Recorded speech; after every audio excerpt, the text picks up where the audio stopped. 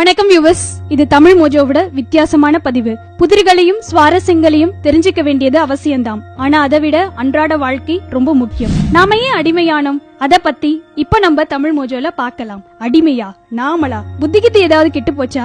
நாம 1947 சுதந்திரம் வாங்கிட்டோம். அத வருஷத்துக்கு ஒரு முறை சாக்லேட் சாப்பிட்டும் கொண்டாடிட்டு இருக்கோம். இப்படி உங்க மனசுல ஓடலாம். ஆனா 70 வருஷத்துக்கு முன்னாடி சுதந்திரம் கிடைச்ச போது ஒரு மகான் சொன்னாரு, இந்தியாவுக்கு தான் சுதந்திரம் கிடைச்சது, இந்தியர்களுக்கு இல்லன்னு. கொஞ்சம் சீரியஸா பார்க்க வேண்டிய பிரச்சனை இது. அதுக்குன்னு ஹாஸ்பிடல் ஐசியூ எல்லாம் போயிடாதீங்க, இது வேற சீரியஸ்.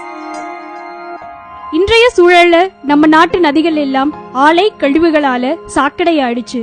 பூமி 1000 வருஷம் ஆனாலும் மக்காத பிளாஸ்டிக்கால நிரம்பி கிடக்குது. பருவமழை இல்லாம போயிடுச்சு. விவசாயம் படுத்துடுச்சு. வருஷத்துக்கு ஆயிரக்கணக்கான விவசாயிகள் வேற வேலை தெரியாததாலும் வாங்கின கடனை அடைக்க முடியாமலும் தற்கொலை பண்ணிக்கிறாங்க. இதுக்கெல்லாம் யார் காரணம்? வேற என்ன, அரசாங்கம் தான். அது 1990கள்ல உலக வியாபாரிகள் சங்கத்துல போட்ட கையெழுத்து தான். அதனாலதான் பெப்சி, கோக் உள்ளிட்ட எல்லா பன்னாட்டு நிறுவனங்களும் இந்தியாவுக்கு வந்துச்சு. கண்ட கெமிக்கல்ஸும் கீழான உணவுப் பொருட்களையும் விற்பனை செஞ்ச இந்த கம்பெனிகளின் தயாரிப்புகளை கிரிக்கெட்டர்ஸும் சினிமா நடிகர்களும் கூவி கூவி வித்தாங்க. நமக்கு தான் கிரிக்கெட்டர்ஸ் கண்கண்ட தெய்வமாச்சே. அவங்க என்ன சொன்னாலும் அப்படியே நம்பிடுவோம். சினிமா நடிகர்கள் அதுக்கும் மேல கேள்வியே கேட்க மாட்டோம். நம்மளோட இந்த முட்டாள்தனத்தால கல்வி, விவசாயம், தொழில்துறை, ஆடை உற்பத்தி, உணவுப் பொருட்கள், பொழுதுபோக்கு முதலிய அனைத்தும் இப்போ வெளிநாட்டு கம்பெனிகளின் கட்டுப்பாட்டுல தான் இருக்கு. உதாரணத்துக்கு சொல்லணும்னா, நம்ம ஊரு தக்காளி வெங்காயத்துக்கெல்லாம் அமெரிக்கக்காரன் பேட்டன் வாங்கி வச்சிருக்கான். நாம நம்ம மண்ணுல என்ன விளைவிக்கணும்ங்கறத அவன் தான் முடிவும் பண்றான். காலையில பல் தேய்க்க யூஸ் பண்ற பேஸ்ட்ல தொடங்கி நைட்டு தூங்கறதுக்காக போடுற ஆல் அவுட் வர நாம அவன் கிட்ட தான் கையேந்திட்டு இருக்கோம். காட்டு பசங்கடா இந்த தமிழ் மோஜோ. இந்தியா எவ்வளோ டெவலப் ஆயிருக்கு. நாம அணு ஆயுதம் வச்சிருக்கோம், வல்லரசு ஆயிட்டோம், அட்வான்ஸ்ட் கல்ச்சரை வேற நோக்கி போயிட்டு இருக்கோம். Bloody country foods. இப்படியா என்ன திட்டுறீங்க?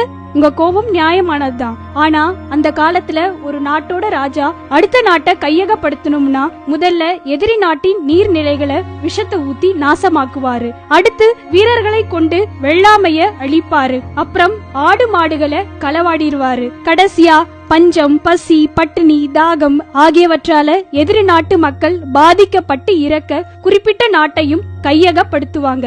இதுதான் இப்ப நம்ம இந்தியாவிலையும் நடந்துட்டு இருக்கு.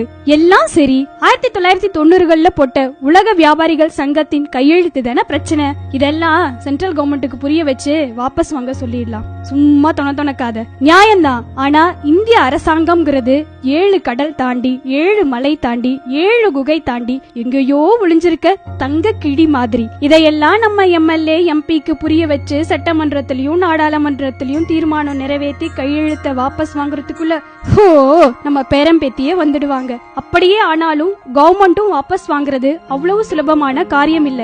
ஏன்னா தற்சார்பு பொருளாதாரம், அதாவது நம்ம மண்ணின் உற்பத்திகள் நமக்கு தான். இதுல வெளிநாட்டு வியாபாரிகள் வந்தா தாய் நாட்டோட பொருளாதாரம் படுத்திடும். இப்படி இத மட்டுமே ஆதரிச்ச அன்றைய பாரத பிரதமர் ராஜீவ் காந்தி அடையாளம் தெரியாத பன்னாட்டு முதலாளிகளால படுகொலை செய்யப்பட்டிருக்காரு. தவிர Iraq, Vietnam, Libya, Korea, Soviet Russia உள்ளிட்ட பன்னாட்டு முதலாளிகளை எதிர்த்த எந்த ஒரு அரசாங்கமும் உயிரோட இருந்ததில்ல. ஆக இவங்களை அடியோட விரட்டுறது அவ்வளவு எளிதான காரியமும் இல்ல. அப்போ இந்த பிரச்சனைக்கு தீர்வே இல்லையா? Very good. இதத்தான் நாங்க எதிர்பார்த்தோம். இதுக்கும் தீர்வு இருக்கு. நம் நாட்டின் தயாரிப்புகளை அன்றாட வாழ்க்கையில வாங்கி பயன்படுத்தலாம். இதனால சிறு குறு உற்பத்தி நிறுவனங்களும் அதன் ஊழியர்களும் பிழைப்பாங்க. தவிர அவன் சொல்றான் இவன் சொல்றான்னு உரங்குற நச்சை போட்டு நிலத்தை பாழ் பண்றதை விட்டுட்டு பாரம்பரிய இயற்கை விவசாயத்துக்கு மீண்டும் திரும்பலாம். கதர், காட்டன்னு நம்ம துணிகளை மட்டுமே போடலாம். எதையுமே ஆரோக்கியமா அத்தியாவசியமானு பார்த்து வாங்கலாம். நிறைய மரம் வளர்த்து பருவமழைய திரும்ப பெறலாம். மீண்டும் இந்த பூமிய பசுமையா மாற்றலாம். அது ஒன்னும் பெரிய காரியமே இல்ல. இப்ப ஆரம்பிச்சா கூட 20 வருஷத்துல எல்லாமே சாத்தியம்தான். கொஞ்சம் யோசிங்க. வளர்ச்சிங்கிற பேர்ல நிலத்தையும் நீரையும் காற்றையும் ஆகாயத்தையும் மாசுபடுத்திட்டு வருங்காலத்துல கிரெடிட் கார்டை தின்னு ஐபோனையா குடிக்க போறோம்? மாற்றம் நம்மள இருந்து தொடங்கட்டும். அது ஆரோக்கியமான அழகான பாரம்பரிய பூமிய எதிர்கால சந்ததிகளுக்கு வழங்கட்டும். நிச்சயம் இது குறித்த உங்களது அபிப்பிராயங்களை கமெண்ட்ல தெரிவிங்க. அப்புறம் பிடிச்சிருந்தா லைக் பண்ணுங்க. அதிக நபர்கள் மாறுறதுக்கு ஷேரும் பண்ணுங்க. இன்னும் இந்த மாதிரி ஆணித்தரமான உண்மைகளை தெரிஞ்சுக்க சேனலை சப்ஸ்கிரைப் பண்ணுங்க.